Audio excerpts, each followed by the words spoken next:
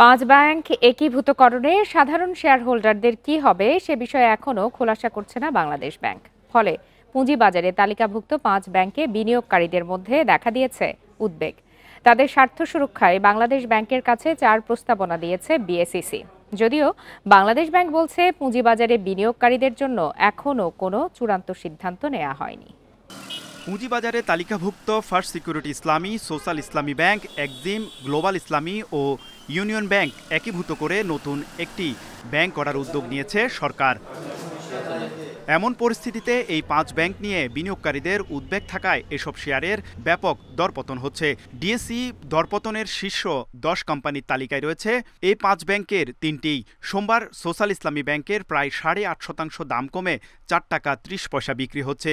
একই অবস্থা Exim bank ও first security ইসলামী ব্যাংকের।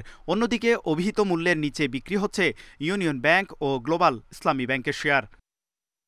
ব্যাংক রেজুলেশন অর্ডিন্যান্স 2025-এ একীভূতকরণের ক্ষেত্রে সাধারণ শেয়ারহোল্ডারদের ক্ষতিপূরণ নিয়ে স্পষ্ট কিছু নেই।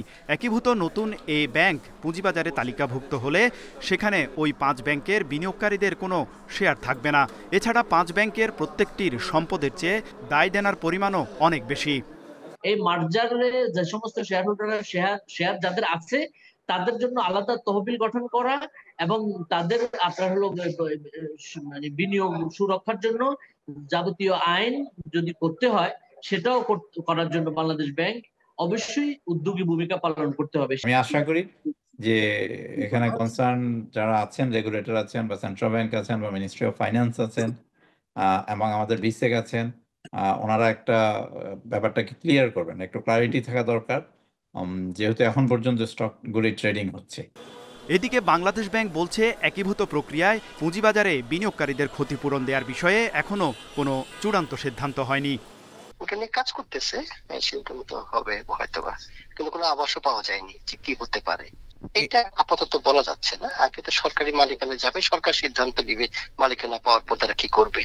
এ অবস্থায় সাধারণ বিনিয়োগকারীদের স্বার্থ সুরক্ষিত রেখে ব্যাংকগুলো একীভূত করার প্রক্রিয়া এগিয়ে নেওয়ার আহ্বান জানিয়েছে পুঁজিবাজার নিয়ন্ত্রক সংস্থা বিএসইসি। কমিশনের পক্ষ থেকে বাংলাদেশ ব্যাংকের গভর্নর আহসান এইচ মনসুরকে লেখা এক চিঠিতে সাধারণ বিনিয়োগকারীদের স্বার্থ সুরক্ষায় 4 প্রস্তাবনা দেয় বিএসইসি। তৌহিদ রানা, ইন্ডিপেন্ডেন্ট নিউজ, ঢাকা।